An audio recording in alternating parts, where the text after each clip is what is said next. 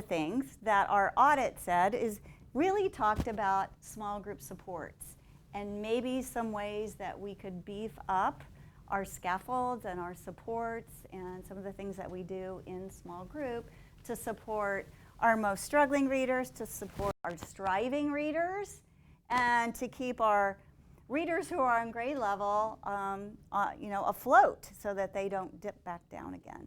So small group is that's another reason why I want to talk to you about this today, because you're going to see some changes in what suggestions are for small group instruction.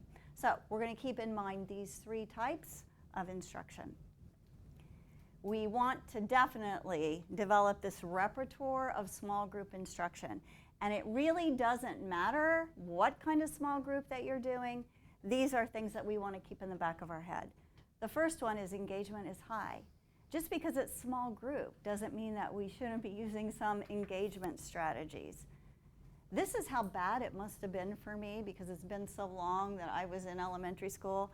But I remember wanting to poke my eye out with a pencil sometimes in small group instruction because it was so boring. We would sit around the table. Somebody would read, then the next person would read, and then somebody that wasn't as fluent as reading as maybe some of the other people, then they would read, and it was not engaging at all. I think we forget sometimes that some of those strategies that we use in whole group we can pull into small group as well. One of them easily being turn and talk.